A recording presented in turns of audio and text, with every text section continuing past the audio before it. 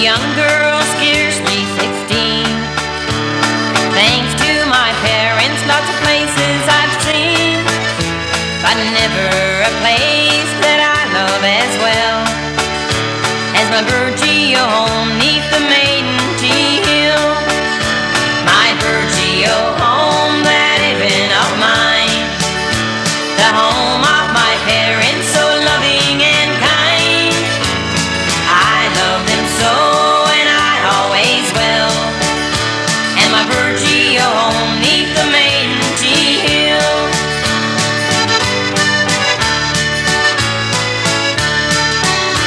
The harbor's so pretty in the morning sunshine, as the seabirds and robins their sweet notes entwine. The fishing goes shiny in the water so still, here in my home 'neath the maiden tea hill. When I had trouble or if I was sad, I always found comfort from good friends I had. They knew that I loved them and I always will.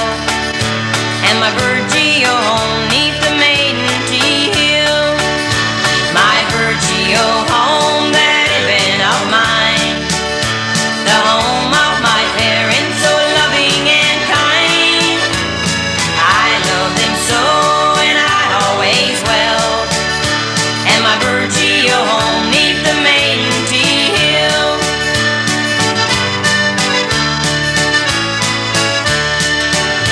With her fishery failing, I may have to roam. Dear God, how I'd hate to leave my dear home, but each night in memory, sure I'll see it still. My Virgil home 'neath the maiden tea hill. My Virgil home, that heaven of mine, the home of my parents, so loving and kind. I love them so, and I always will. And my Virgil home 'neath the maiden tea hill.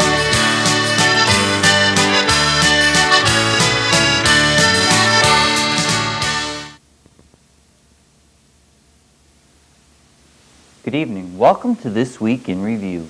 Tonight's stories include: a union meeting was held on Thursday, Virgil Lions held a pub night at the Calder Healthcare Center, Sobeys and Marine Atlantic were declared official Cabot sponsors, the FFAW computer equipment set up at the high school. These stories and more coming up after this.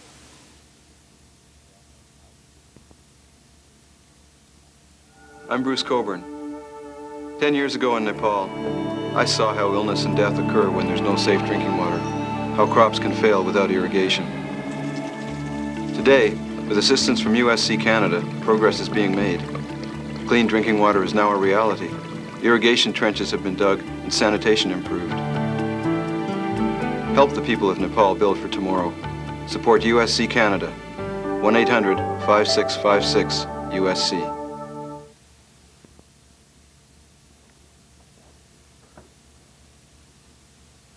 After a couple of weeks of rumors about what was happening or going to happen with respect to the sea freeze plant here in Virgil, the local union executive held a union meeting to set things straight and to have a vote to accept or reject an agreement concerning the local fish plant. Reg Anstey of the FFAW was in town on Thursday for the meeting.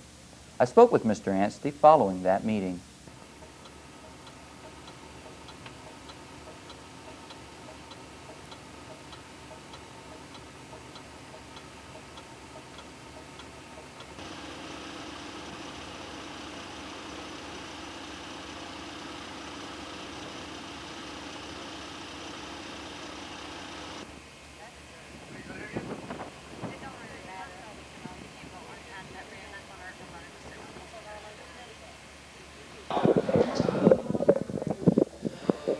Mr. Anstey, what was the purpose of the union meeting here in Virgil today?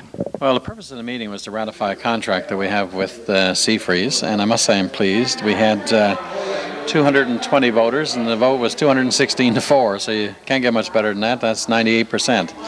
And it's important to get the contract resolved and behind us. We've been working with the company to try and identify available fish, and we've also had a proposal in for crab for the plant. We're a long way away from having it all resolved and being able to come back with a plan to open the plant, but we are working together, and I think that's important. And if we're going to succeed with this, it's critical, I think, that everybody from the union, from the council, from the head office of the union and the company combine our efforts, because it's going to be a very difficult job at best. So I'm pleased with the meeting, and look forward to the upcoming meetings now with Seafreeze and with the minister's office to see what we can identify for the plant.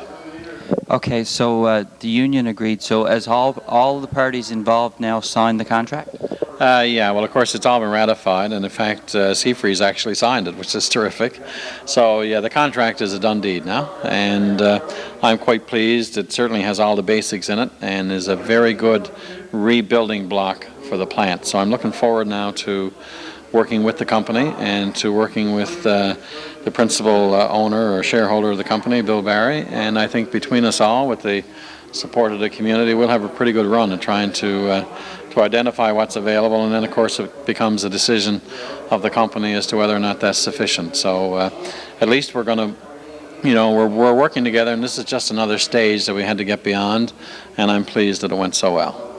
Okay, in Mr. Effort's press release about the fishery, he mentioned things about core fish plants in the province, and one of the things that one of the criteria was that the plant would be operating by April 30th. Do you think Burgeo is going to fall under that criteria? Yeah, first of all, that regulation's always been a condition on licensing issued in the processing sector, and that's not been adhered to and is not going to. I mean, if you did that, you'd wipe out most of the plants in Newfoundland. To start with, most of them don't even start up until June or July. I think Burgeo, is clearly in everyone's mind a plant that we'd like to find a solution for, and I think that includes the Minister of Fisheries Provincial and the Minister of Fisheries Federal. It doesn't mean it's not a very difficult thing to resolve, but Burgeo is not going to lose any licenses if we haven't got this operational by April 30th. Burgeo Lions Club held a pub night at the Calder Healthcare Centre on Wednesday night. The Lions treated residents to music, dancing, and drinks.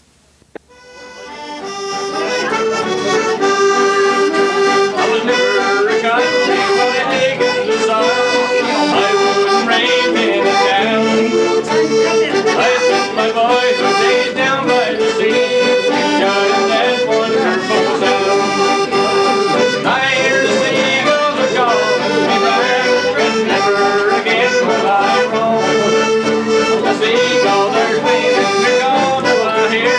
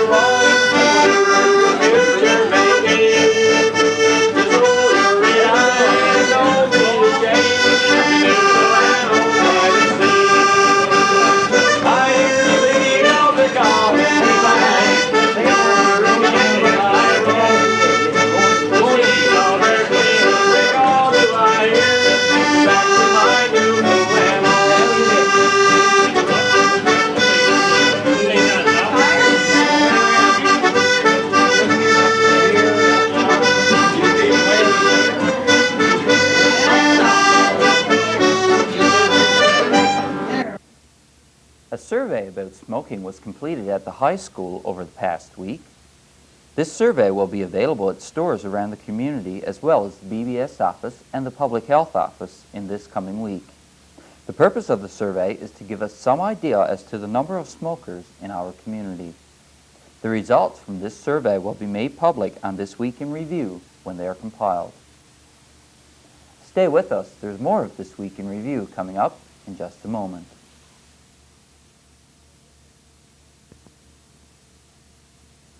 The quantity of fresh food in our supermarkets is astonishing. I'm June Callwood. Our food supply is secure, but in parts of Africa and Asia, people can't meet their basic food needs. USC Canada is helping communities to establish market gardens and to learn the skills they need to provide a healthy future for their families. Our support is crucial.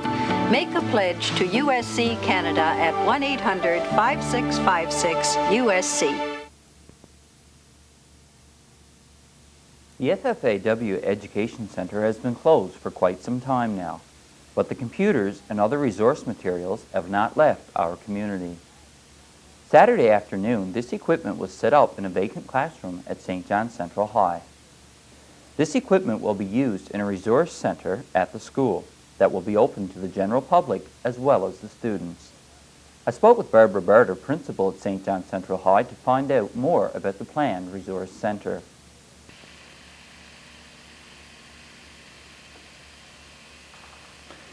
Ms. Barter, can you tell us what's been going on here at the school today?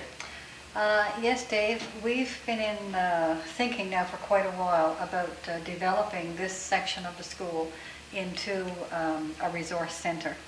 And we've already formed several partnerships in the community. And one of those partnerships includes FFAW and the Burgeo Education Committee. What we have now in our position is all of the equipment that FFAW had in their school at the old motel, the old Burgeo Motel. And we've applied for funding to have this floor redesigned for a resource center. And the plan at this point in time is to take this corridor that you see here and leave this room, which is now our technology center. Okay, for anyone who might not be familiar with the school, this is the bottom floor. Yes, I'm sorry. This is the bottom floor when you come in, and the reason typical with schools, the reason that we chose this floor is because it's very public accessible for the whole community. We have a door at the bottom of this building which can be accessed, and the remainder of the school, if we so choose, can be closed off. So we already have this center here. Some of the computers, at least 7 of them, are either high-end 486s or they're Pentiums. We're using this as our science, math, technology center for students now. And we'd like to keep this room here, maybe put in viewing glass on this wall, viewing glass on this wall, and then a door that will exit into the next room, so that all of our library resources would be on this floor, and you could come in here and do work and do research just outside. So all of our resources basically would be on this floor. The other part of the design would include... So are there any classes taught in that room? There will be classes taught in that room, yes. Design technology is always taught there because of the... well, we need the AutoCAD for auto sketching and so on and so forth. Like students do animation, and they do floor plans and so on and so forth. The classes would be used. I mean, we run maybe 3 or 4 classes here, but then besides that, a schedule would be made out and run so that adults have accessibility to it as well. If there was neither class, for example, at 2, we can set up a schedule saying on certain days this area is going to be open from 2 until, whenever the library closes in the evening, 9 o'clock or whatever, so that adults will be able to access it at certain times and students will be able to access it. So basically the idea is education via community sharing. We can't afford, I don't think any longer, to be able to run a building here for students only, which closes down at 5 in the evening, and then run another building for adults and maybe run it just in the evening. So the idea is to take one building where education is now going on and make it community accessible so that all of the community can become lifelong learners. And then all of your resources can be pooled together, which makes for a very valuable resource area for everyone. Okay, so would this section of the school be accessible in the nighttime as well as in the day? Yes, it will be accessible in the nighttime. Part of our request right now is to have the library here and resources of FFAW and any other resources that come in via partnerships, and either by volunteers or by both volunteers and maybe a part-time paid organizer, we can have the center open for the evenings as well. That's our intent. There may be one or two evenings, like it might not be open on a Saturday evening or a Sunday evening because people want time off. But basically, unless, for example, if the public library was here, if they're open on Saturdays or Sundays, I don't know what their hours are, then it would be open via their hours.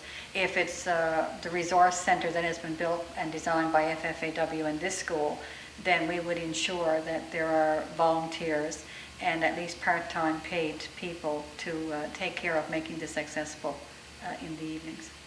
Okay, you mentioned the public library, so is it possible that the public library could be moving here? It is possible. The Provincial Library Board has made that suggestion, and we have talked about it. I've talked about it with the Library Board. I've had members come over and visit to see what our intent is here. No final decisions have been made. No plans have been made other than I have applied for 2 lots of funding. I've applied for what's called a Community Access Project and have asked to be the community internet provider. And if that is the case, then what we would do is put in a service that the public can purchase as well, maybe on a monthly basis, so that all of the computers in the school, both ours and the adult computers, would be hooked up to internet as well. So would the school library be relocated down to this floor? Yes, our library would be relocated down here so that all of the teaching resources and student resources would be here. Now you might get, for example, adults have particular books that they're using to complete their programs, which would probably be set aside much like we do with our own students in other parts of the building. But any books that are now in our library upstairs, all of our resources, including the computer, the CD-ROMs that are used for doing research and finding information, all of that would be put on this floor. Okay, so where would that be going to on this floor? This would go, all of this corridor will be open. And if you can scan your camera, there's a classroom there to my left, and there's one there with the classroom door open. Those walls will be coming down.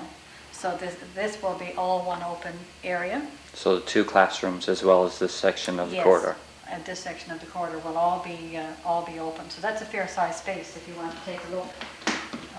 I won't apologize for the boxes because it's wonderful to have the other computers set up, and this will be cleaned away.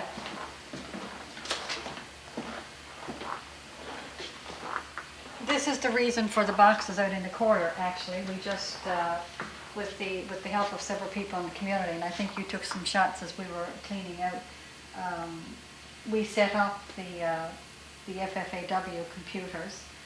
What I need to do now is have an electrician come in to run some wiring so that we can get them electrically hooked up. And so even if the funding doesn't come through for the rest of this year, we will have a classroom that's accessible to adults, and they will be able to come in during the day. And I'll ask for volunteers to come in the evening. I myself don't mind volunteering one night a week to come in so that adults can come in and work on the computers if they so choose. But there's only one classroom on this floor right now. So even if it has to remain like this until June, adults can come on into school and come into this classroom and work on their own pretty much without any interruption from any of the students, because this classroom hasn't been used by the students this year. So we've taken out all the materials from the center, and so that if adults come in, everything will be accessible to them. And then as money comes in from government sources, we will advance this plan to developing a center here and hopefully taking all of this equipment up to the 2nd floor where our school library now is, so that you'll have a bigger room to work from. And the equipment then, like the tables, for example, can be shared up for the resource center and for the classroom upstairs as well. So you take this room, and this one here,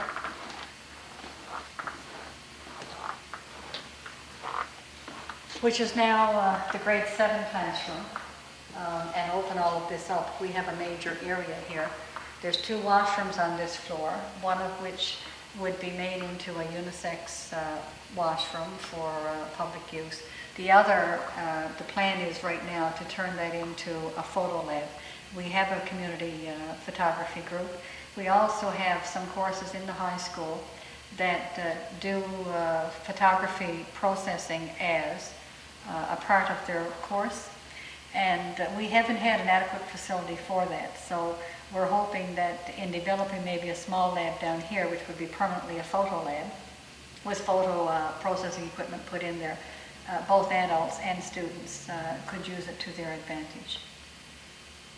Okay, so is there any sort of deadline date as to when you hope to have all this work done? I would have liked to have had it done yesterday, but obviously that's not possible. It depends on what the government comes back with. If they say, for example, yes, we're going to give you the funding, but you must have it spent by the end of March, then I would suggest that the work would begin right away. What I'm hoping is that I'm going to be able to say to them, if funding comes through, it's a very inadequate time to begin work because we have students in school and we have to consider their welfare as well. I mean, the building is at this point in time for students, and we have to ensure that they have, adequate quiet for classroom instruction, so on and so forth. And if that is the case, what I'd like for them to say is, yes, you have your money, we have banked it, you can start your project in June. And if they do, then it'll be a summer project so that by the end of the summer, all of this would be completed. The carpeting, the drapes, the fans, any furniture that needs to be moved around, any computers which need to be moved around would then all be done during that time. And it could possibly employ some students for the summer as well. Definitely, it could employ some students for the summer, and I would suggest that would probably need at least, some laborers as well. So there's some opportunity there for some short-term employment, besides what type of employment might be able to be accessed once the center is here. Because there are communities who are already in the process of developing a community center, education center, and much money has been already passed out to communities, to the tune in some cases of $60,000, $70,000, $80,000. And I think it's something that Burgeo really needs. If we don't, we're probably going to lose our source of adult education unless adults leave the community. And we have the opportunity right now to be able to combine our resources and put in a school, a learning institution that can be accessed by all, which is less expensive than going away from home.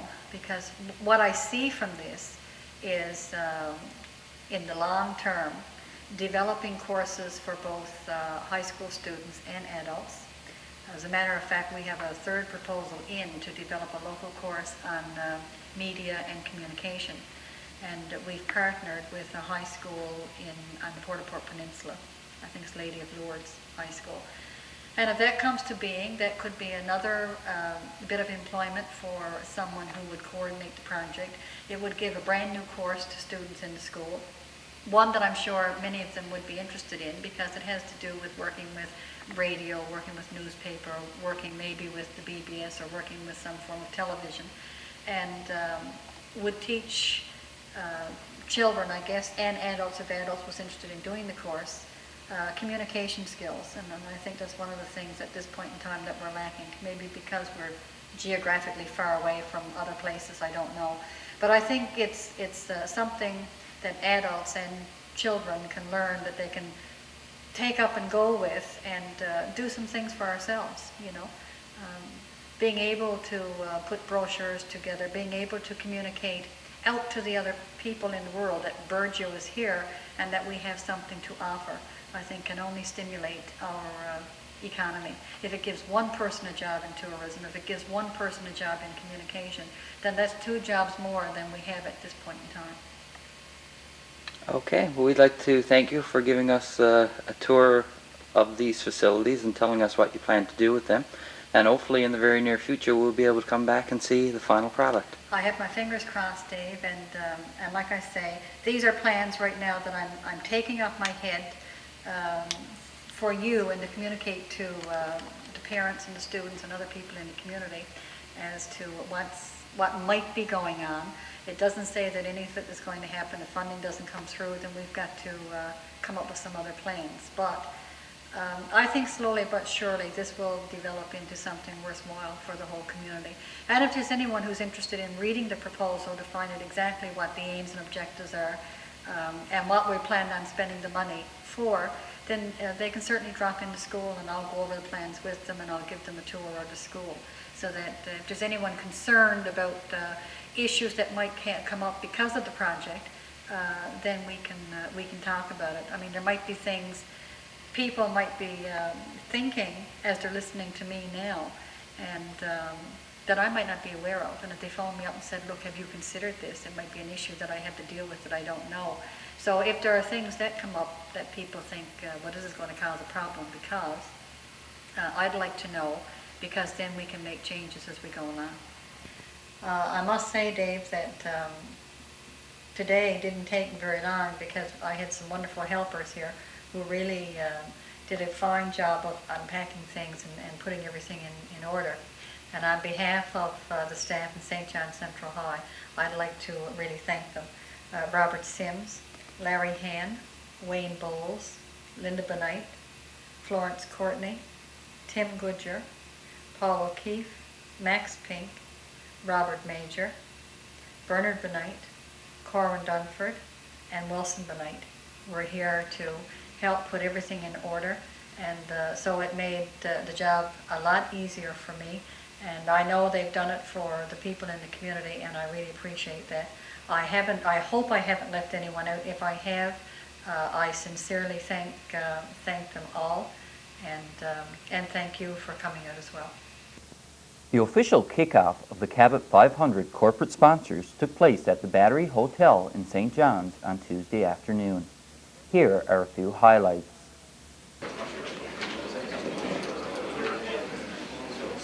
Good afternoon. Honorable Minister Kelly, distinguished guests, ladies and gentlemen. Welcome, and thank you for joining us on this very special occasion. My name is Rose Daly, and I'm coordinator for the Matthew Visit, which is the centerpiece event of the Cabot 500 celebration. Today is an important day for everyone involved in the Matthew Visit.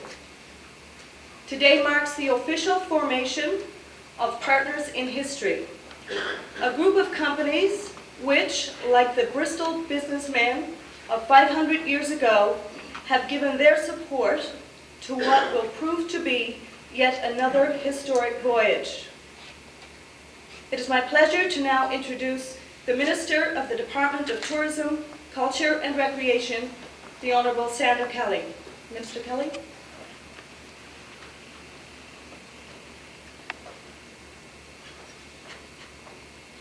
Thank you very much, Rose. Good afternoon, everyone. We have a fine crowd this evening and such a wonderful view to enjoy on this beautiful day.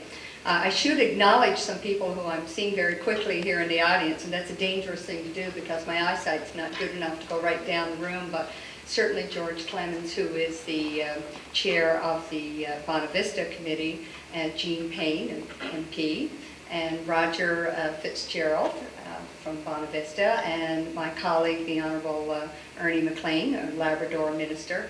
Oh, and already now I'm seeing more and more people I should be introducing, so I think I'll stop right there and say volunteers, because I know a lot of the people who are here today that I'd like to welcome besides our corporate sponsors are people who have been working very long and hard on this project, not for weeks, months, but for years. And I know that the Matthew Committee in particular have had a very big job to do, so it's a proud moment for them today.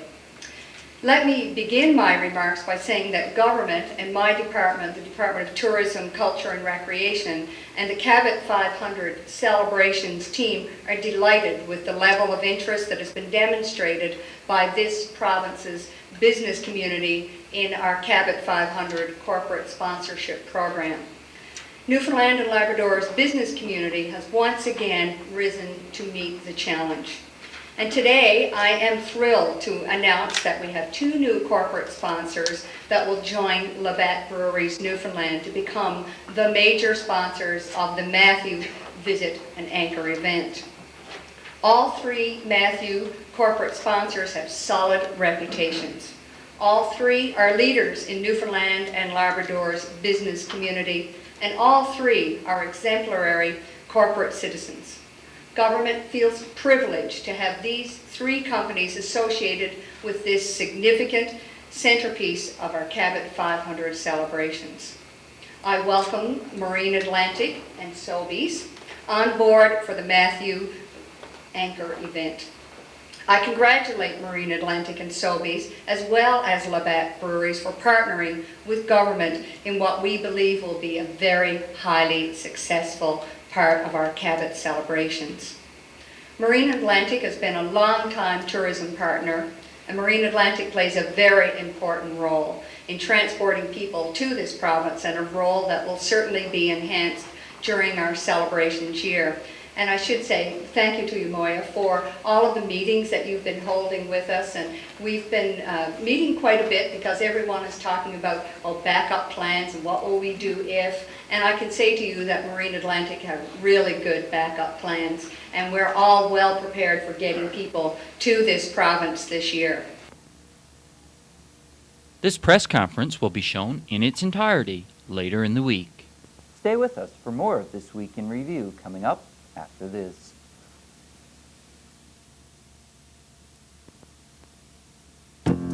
Human survival depends on the Earth, on our planet's astonishing fertility. But what happens when the soil dries up and blows away? On Canada's prairies, on Africa's plains, precious topsoil is disappearing. Hi, I'm Bruce Coburn. Almost a third of the Earth's land surface is threatened by drought and desertification, and that means the lives of 1 billion people are at risk. The Earth can heal itself, but it needs help. People in developing countries are reclaiming their damaged land, restoring its lost fertility with the help of Canadian organizations like USC Canada. Worldwide, countries including Canada are starting to collaborate in the fight against desertification, working to ratify an international treaty. It's our future that's at stake. Together, we can bring the harvest home. Call 1-800-5656-USC.